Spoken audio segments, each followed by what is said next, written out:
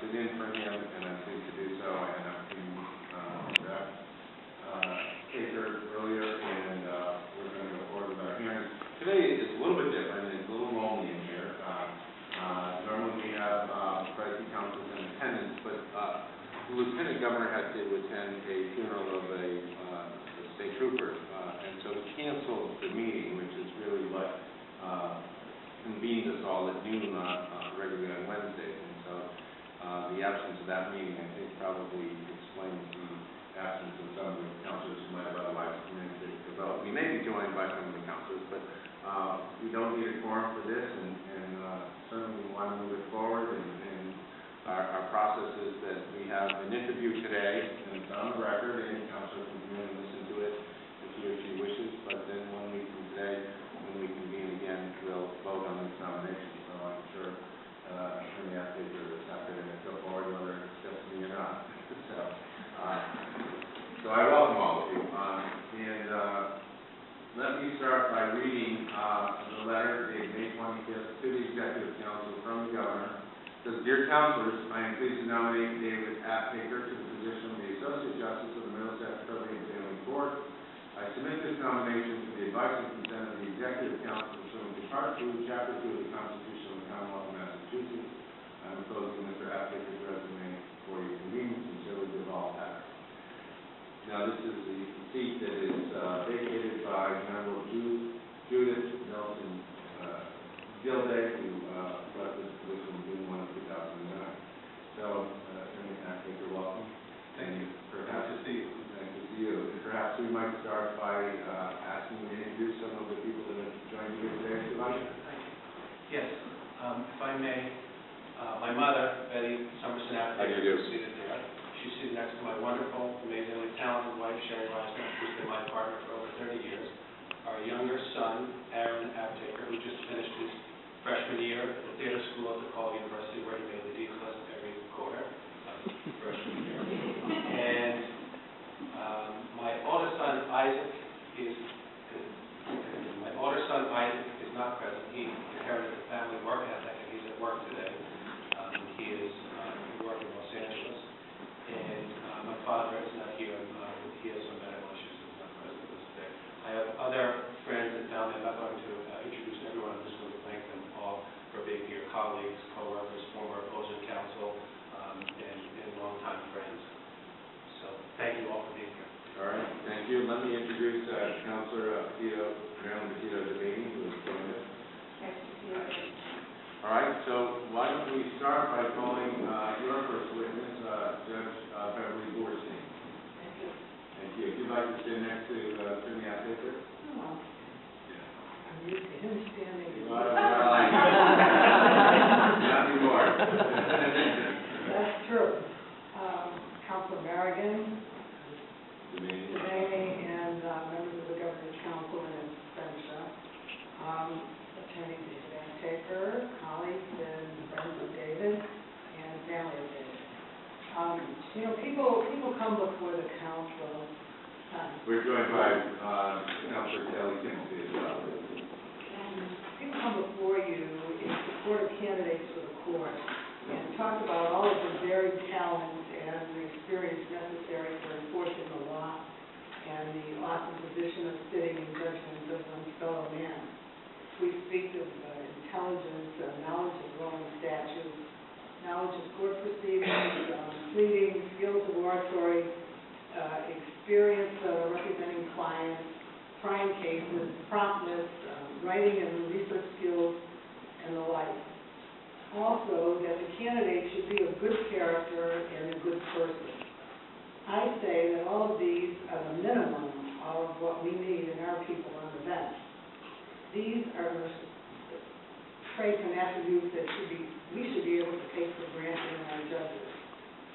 As a lawyer, a judge, and now back out in the world in alternative dispute resolution, I say that now more than ever we need qualified people who are also of sound temperament, have patience, empathy, and respect for their fellow man, woman, and child.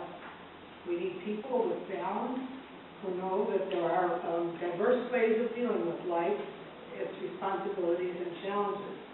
We need tolerance, understanding, and common sense. We need people who appreciate the power of the court over the lives of the people who come before it, and who are able to wisely place the exercise of that power in the interest of helping people and effecting justice, not people who enhance their own egos and stature. We need people with a sense of humor who take the position seriously but not themselves. The importance and substance of the position, to me, is what the judge actually does to solve the problems that come in front of him. It is truly a position of public service. DavidAptaker was not known to me before I became a judge.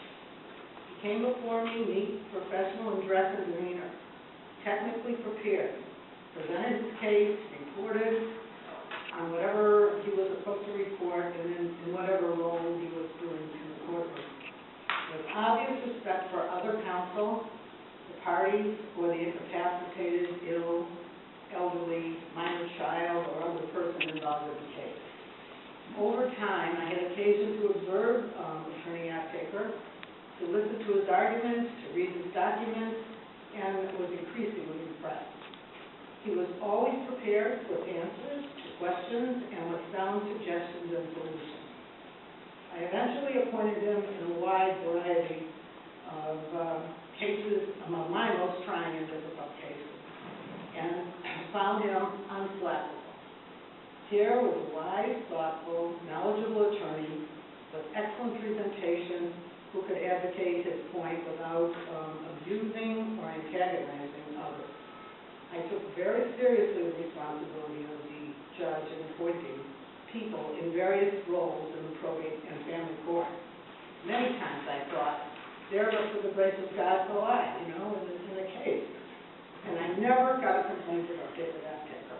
As a matter of fact, all of the feedback was excellent.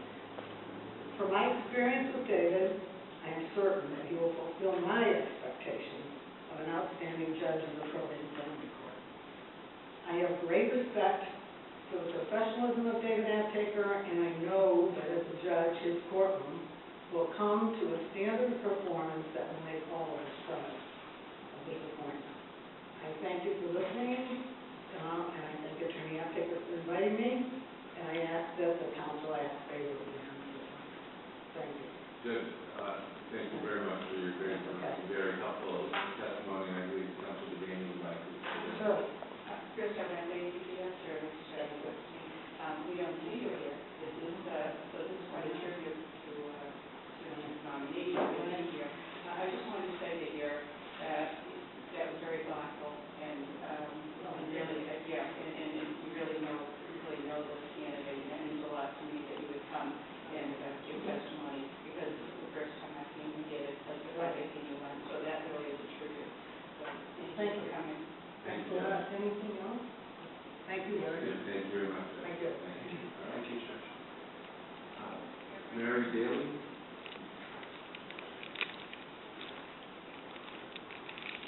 Good afternoon. Good afternoon, Councilors and friends and family members. I was asked by David to say a few words today, and I'm honored to do so. I've known David for 25 years. I met him first at the Office for Children when I worked there as a child advocate coordinating interagency teams for the state. And David was hired as an attorney at that agency, which is now defunct. I also worked with David as a paralegal in his office in Somerville for 10 years, and enough to care for my granddaughter Grace, who is with us today. Many of the cases in the office were guardianship cases. And for a time, these cases were all elderly ladies whose first name began with the letter E.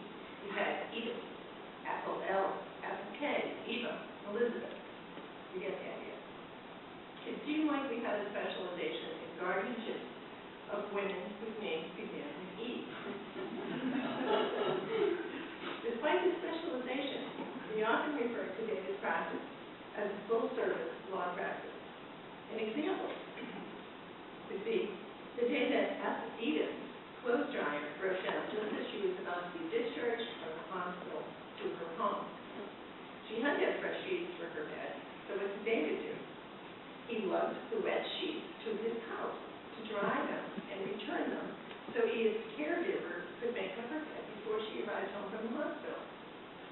So that was the origin, I think, of this full-service lawyer. Whatever the client needed, that's what would be given. Another story from my working days with David involved a client who was at BRI, the Behavior Research Institute, which has now been renamed the Judge Rothenberg Center. A number of Massachusetts lawyers had agreed to take on cases of clients at this center in order to find alternative programs for them without the use of controversial electric shock. Our client was shocked numerous times per day, every day.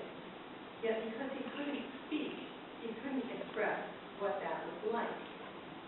David decided he would have to be shocked so that he could experience the sensation.